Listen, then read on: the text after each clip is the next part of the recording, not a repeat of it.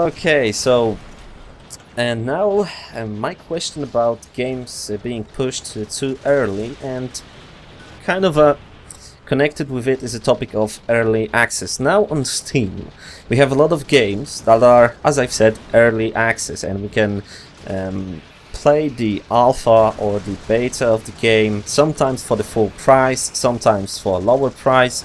Daisy is kind of game in early access. What's your opinion on that? And also, what's your opinion on releasing games too early? Like, we all know the problems that Battlefield 4 had on launch. Oh, yeah. It was actually most of those problems I avoided them because my PC was broken to pieces.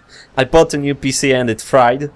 Oh, that's the worst. Oh. and I needed to wait like for 3 months before they're gonna make my warranty. But they've replaced the CPU, the motherboard, and everything was fine. But I've heard that Battlefield 4 had a lot of problems at launch. A lot. Oh yeah. At launch, for a lot of people, it would just like crash to desktop. Just you're playing, Yeah, and I remember people having those little avatars in game. BF4 stopped working, and it was that all was over so the place. well done. It was so well done. Or DICE fixed the game. Oh man. Early access, yeah.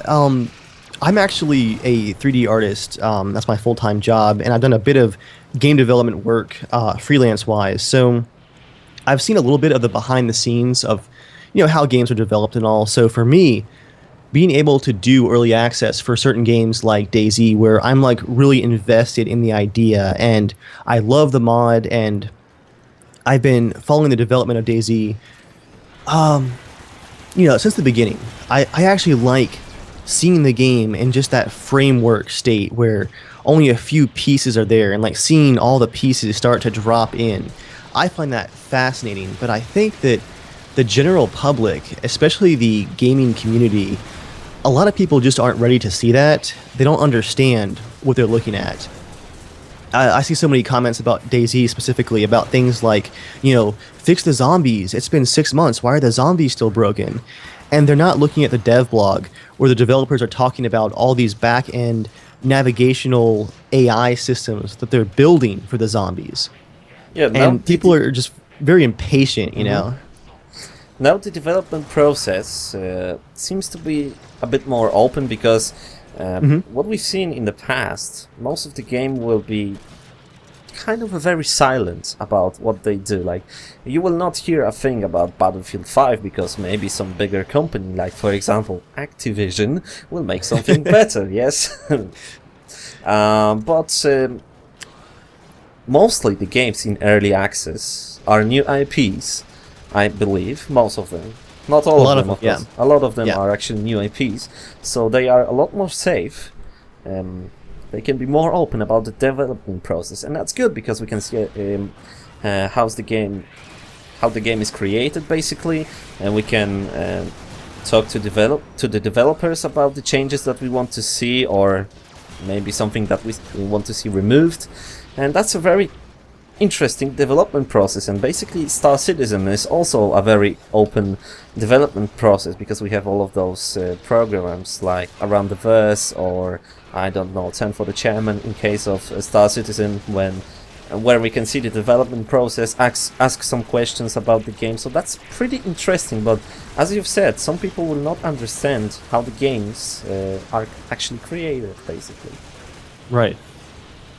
So the next question: do you think that we need like more competitive games in the esports scene? Because now most of the games that are played on some big events like, I don't know, EMS or something like that, DreamHack, are mostly StarCraft, Dota, LoL, what else? Counter-Strike, of course, but those are the games that are like well homed in the community. We know what to expect from the game, we know how it works, and it's sometimes easy to learn, hard to master. And like Battlefield 4 tries to be on the competitive scene a little bit, but because of a lot of the issues like the netcode and not a very well balanced gameplay sometimes, it is not doing well, I think, on the esports scene. So do you think that we need like more titles for a competitive sort of play? Like Titanfall. I think that Titanfall would have a lot of potential to be a competitive game. Very good competitive game. I actually played in late May in an unofficial like YouTuber Titanfall tournament, and that was seen it on the live stream. Fun. Yeah, on the live stream. You're right. It actually worked really, really well. Yeah, I think we could use more competitive and co-op games. I think for me, I'm kind of getting a bit. What's a good word bored? To use? Maybe bored, maybe impatient with just straight multiplayer games, because I find myself getting frustrated with teammates just so often. You know, in Battlefield Hardline, in the beta, for instance, I lost more often because of teammates who would just be nowhere near the objective so often. Not playing the just objective, so frustrating. basically. Yeah, yeah. You try to win the game so hard, and you see that noob that just throws grenade randomly in one place, or sits with a sniper rifle, and he thinks that he can do 360 no scope or something like that. And no one's helping or playing together. Yes. Yeah, yes. I'm definitely for more co-op, more competitive, more teamwork-based games, maybe even on a smaller scale, so you have less of these people that just don't know what they're doing. Yes.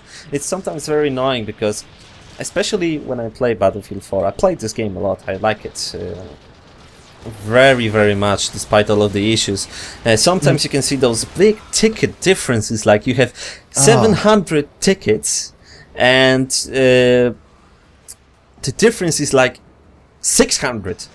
So your team has 100 left, and the second team that's winning has like 700 tickets. And if you're gonna see the scoreboard of your team, you will see that like sometimes 50% of the team are using recon. This is just annoying. Sometimes very much. Oh yes, oh yes. I also think that we need some more games in a competitive scene, just to make it more interesting, because now we go to see like a live stream from a DreamHack, and basically we see LOL, Dota, Counter-Strike again and again and again and again. No? And I don't think that's a bad thing. I think that we need more difference in variety of games, basically, on the esports scene. Maybe. I'm hoping that maybe the new Rainbow Six might actually fall into that category. That's looking quite good. Oh yes, the alpha that they've shown on E3, it was just amazing. I hope that Ubisoft will not screw it up, to be very delicate, as they've screwed up a lot of games recently. Like, I remember one year, I think it was 2012, and I don't know what was about that year, but every ending of the game was just like crap, and games were like crashing, not launching properly, including Ubisoft with their Rainbow Six, not Rainbow Six, sorry, it was Ghost Recon Advanced Warfare and something like that. On my machine that I've had back then, I've had like 5870s, again in Crossfire, like 6-core AMD CPU. I was able to launch Battlefield 3 on like 60 or even sometimes more FPS depending on the map, and the Ghost Recon was running like 20. I remember that game. That was so buggy. It was amazingly buggy, and also the other thing was that the ending of most of the games on 2012 was just like shit. Sorry, but it was just like shit. Yeah. Mass Effect 3, the Ghost Recon had a terrible ending. I think that Assassin's Creed 3 was also from 2012, and it had a very bad ending in my opinion. There was something just bad about the 2012 in case of game endings and how they work. Sometimes it just happens. So now also in the gaming community we can see a lot of free-to-play games, and if you're gonna watch this interview, I'm actually playing a game called Warframe, and this is the only free-to-play title that I enjoy playing, because it's not pay to win. You can also, of course, pay for the platinum to make your game progress a little bit faster, but everything that you want to do You can do without platinum, basically everything. There's no restrictions, but you have to wait like sometimes 6 hours depending on the item to make the item, 12 or 24 hours. You can rush it if you want with platinum, of course. But what's your opinion on free-to-play games? Because we see a lot of free-to-play games recently, and most of them are actually, let's say it straight, pay to win, just total Yeah. pay to win. I think the only free-to-play game that I really even played a whole lot of was I played a bit of Battlefield Play for free back before Battlefield 3 came out, just because I wanted some Battlefield in my life, you know. Yeah. It was not a great game at all. As soon as Battlefield 3 came out, I dropped it and never looked back. PlanetSide 2, I've played a bit of, and just my initial first impressions, just from a few hours, it's a very high quality game, and it appears that the paying stuff is pretty balanced in PlanetSide 2. Yep. So yeah, I don't have a whole lot of experience with free-to-play, but a lot of that is I like to go through other people's opinions, and with the exception of PlanetSide 2, I haven't seen a whole lot that catches my interest. Yeah, basically for me the thing is the same. I kind of hoped that the new title from Crytek, called Warface, will be a very good free-to-play game, but actually have a lot of things that you have to pay for to make your game even enjoyable, because the difficulty level on even easy like levels or something like that is so high that if you don't have a good weapon, you're gonna die, and even if you will complete the mission successfully, you will not get a lot of money and that sort of stuff. This is just very annoying to see a lot of like free-to-play titles that are not even trying to be good, I think. Okay, so next question is kind of interesting, I believe, because recently we've seen like some campaigns for YouTubers, especially for those bigger YouTubers, where companies like EA will pay YouTubers to play their games and like make a little bit marketing campaign. And just to make the thing straight, I am not against it, but I'm not against it because sometimes the companies will not inform you about the sponsored thing, and that's a bad thing. I want to know that someone sponsored the definitely. video, because it's fair to the viewer. But you have to understand, even if you are a smaller YouTuber or bigger YouTuber, doesn't matter, that even if you want to record a simple gameplay from a game, you need to have a time to do that. You need to sometimes edit the video if you want, or if you think it would make a better video for that. And you have to have hardware to make videos. Basically, sometimes you just need the money to make stuff on YouTube, and I think that's good that companies are trying to support YouTubers in exchange for like just a little bit of a promotion of their game. I don't think it's bad, actually. Yeah, actually, the EA program in particular last year, they had a whole bunch of promotions that certain YouTubers could do for Battlefield 4. And there was a big discussion about how when they were paying for those videos, I believe they were all for just Battlefield 4 launch videos, it stipulated in the instructions that you couldn't make a video just about bugs. And a lot of people were saying, oh, EA is paying YouTubers to just talk about the good stuff and not about the bugs. And what people weren't realizing was that EA would pay for, it was up to 3 videos, and it was just that they wouldn't pay you to make a video about bugs about their game. You could do that on your own, like if you wanted to. You could put up 3 videos in one day that EA had paid for, and then you could put up a 4th video if you wanted to and said, hey guys, look at all these bugs that I found. It's just that obviously a company is not going to pay you money to make just a bad video about their basically, game. some people don't understand that YouTube has a lot of power in case of selling the games, because it's very easy to bash any game. It's very easy. I can bash Warframe, I can bash Battlefield 4, I can bash like Mario 1 for its bad graphics if I want. And if a lot of YouTubers will just say, oh, this game is buggy, oh, this game is terrible, that will decrease the sales of the game, basically. Of course. I think as long as the YouTubers are very clear that there's been a connection made with the company over this video, that it's a good thing, because a lot of times they get early access or unique things, like, you know, maybe they get to fly out and see it early or whatnot.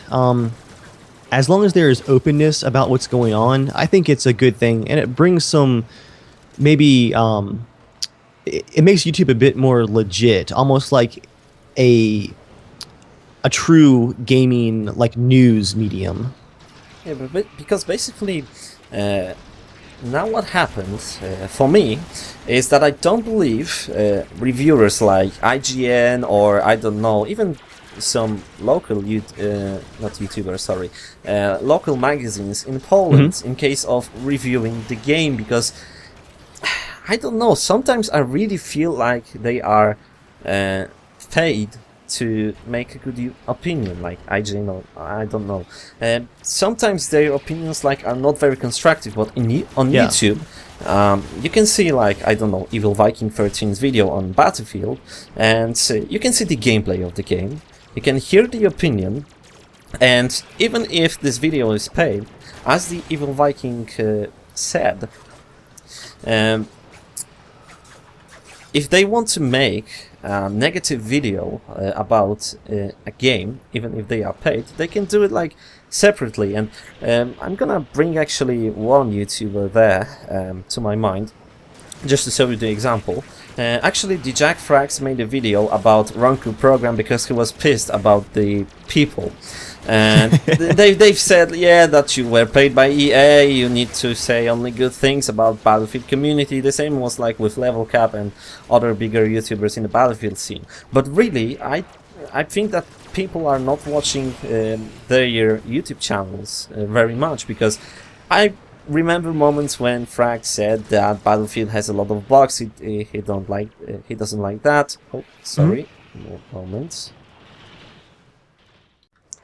Sorry for that, my game broke, and we were talking about paying YouTubers to make videos from games like Battlefield 4. As I've said, I've seen like Jack Frag saying a lot of positive things about Battlefield 4, but he was also making videos about the things that he doesn't like the netcode, like the I don't know, the bugs in the game, or anything that includes something bad about the game. And even Level Cap said that he hates Battlefield 4 for its netcode, and that pushed like the developers to make a new patch to research the issue. Now we have something like CTE program, where we have basically like a beta version of the Battlefield. We can test to give opinion about the particular version of the Battlefield, and then maybe that patch will be implemented into the game. So really, sometimes I think that people like to shout a lot because something that they don't like. Basically, YouTubers should make no money for their effort to make an entertainment for people. That's just a terrible thought.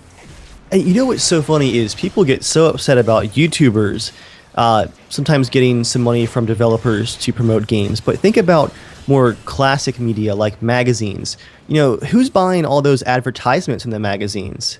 It's the publishers. Big companies also. Yeah, it is all connected, just in different ways.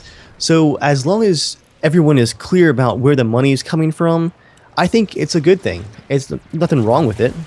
Basically, yes, it supports the YouTuber, so he can like spend some more time, edit the video, maybe, I don't know, buy a game, and then it is a lot of time. It is a lot of time, and sometimes a lot of money, because I'm not a big YouTuber, so I don't need like amazing hardware. Actually, I have a microphone for like, there's a very cheap microphone, but it sounds very good.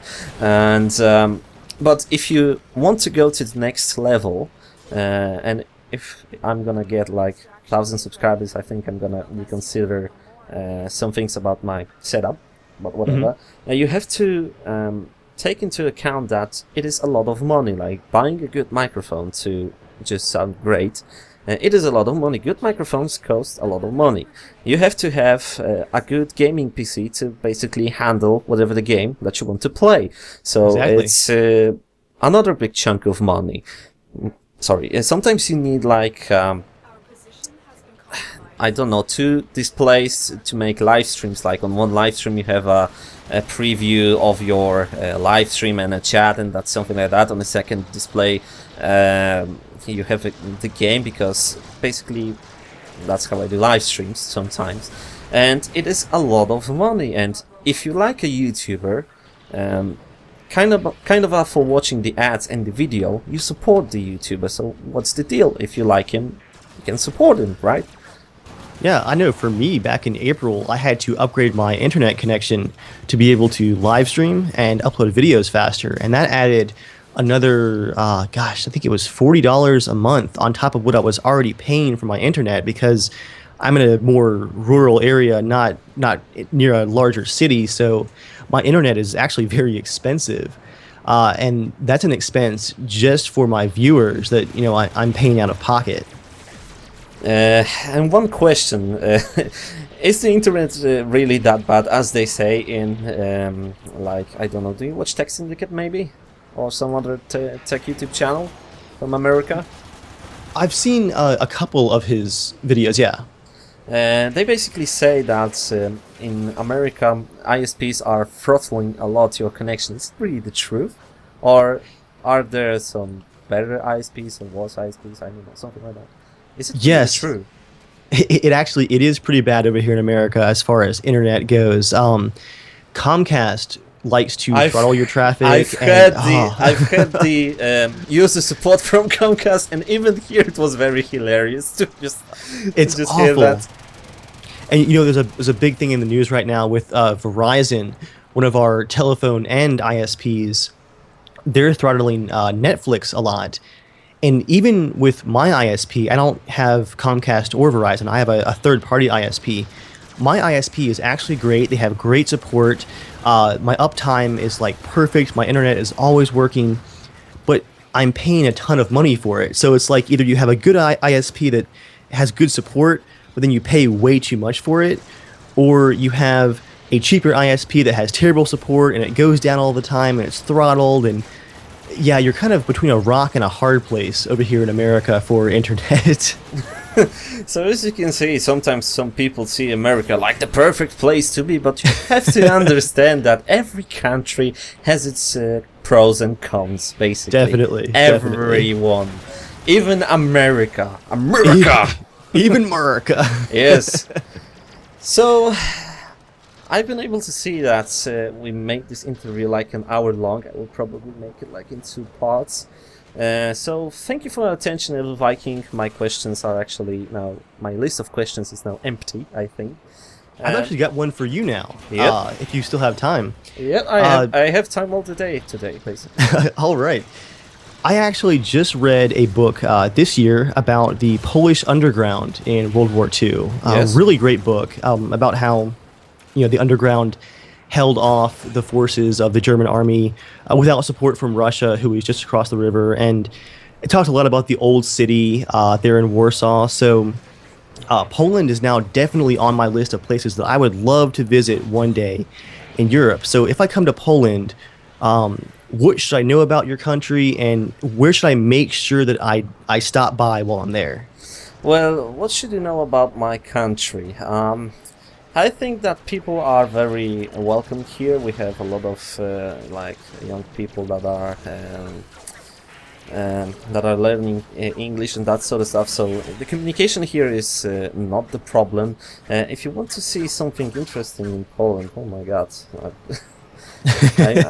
I would need to take a look at some list. But I think that Warsaw has a few nice places to see, like the old city, basically just a part of the old city, because I remember that before the war the old city in here was like just amazingly big, but it was destroyed by the enemy forces, and now we have like the some of it is the reconstruction, some of it is the original of the old city, but it's a pretty nice place to see. But here in Warsaw, what are the interesting things to see? I live here a lot, and I don't really know. I would have Isn't to that take how it a look. always goes? It's like when you live in a place, you don't really know all the touristy attractions. You know? I've seen a lot of things, but really to take something out of my head right now, it's very, very difficult. I have to say, really. I would love to visit, the old city there in Warsaw. It was so sad to read in the book about how, as the German army was approaching defeat, how their plan changed to, well, we probably can't hold the city, so let's just destroy it. And Poland especially, having so much history, I love history personally. Yeah, like that me is just such a loss, just unnecessary destruction like that. Basically, I've been recently in Czech Republic, and I visited Prague. And nice. I have to say that I was just amazed by the size of Prague and the construction of the city, because I felt like I was constantly in the old city in Warsaw. Whenever I go, I've seen some amazing places in Prague. So really, I would like to see the old city in its all glory, but of course we are not able to see it right now because of the war and that sort of stuff. But I think that we have some very amazing things. Maybe not in Warsaw, but in some other places. Like I don't know how to basically translate it to English, but there's a place where you have a lot of very interesting rock structures. I will have to search where it is. I can tell you later if you want. Would it be castles? No, I mean like nature, just a nature thing. Amazing Awesome. Structures from rocks, and it was just a very beautiful nature place to get and see. Actually, one place that I can get from the top of my head. It's not in Warsaw, but it is in Malbork, basically. I'm gonna spell it out to you maybe in the chat. But it's very, for our standards, very big castle and very interesting and beautiful to see. So that's that sounds amazing. Yes, this is a very nice castle actually to see. I was in Malbork and then have this. I believe that now they have a show called Light and Sound that is always made in the after midnight, and they make some theatrical acts or something like that. It was very long time ago when I was in Malbork, but it is a very interesting place to see, and I think that if my viewers are watching this video, they will tell some places to visit for you. We have a lot of interesting places, but I am just not able to pick something from the top of my head. I've seen a lot of things here, but I kind of would have to look on into my photos or something like that to be absolutely sure, something like that. I know here in America we have, our national park system. We have plenty of beautiful natural areas, and I've been to some of our oldest cities, like Williamsburg in Virginia, one of our first larger cities, and it's really cool to see the buildings that are hundreds of years old, but at the same time they're just a few hundred years old. You go over to Europe, and you guys have I think you guys definitely win on the history mark. Yeah, basically the history of America is very, very young, and here in Europe we have a lot more history, but really what the history tells me is that people will never learn from it. They will also make the same mistakes all over and all over again, and well, it's just a closed circle. But history is very interesting, and I remember especially one place that struck me very, very much, and it was again, I don't know the exact translation to English, but it was a place of German soldiers, not the Auschwitz, but a place very similar, made in how is it called, the caves or something like that, the basically bunker made in caves, and we've been able to see how big this complex is, what they have done. That was a very, very amazing place. I remember the name in Polish. I would have to search it on the internet to give you some exact directions, but it was a very interesting place from World War II, basically. Very, very interesting to see that old bunkers of Germans and Russians, just to get the glimpse of the war. I'll have to make a list here.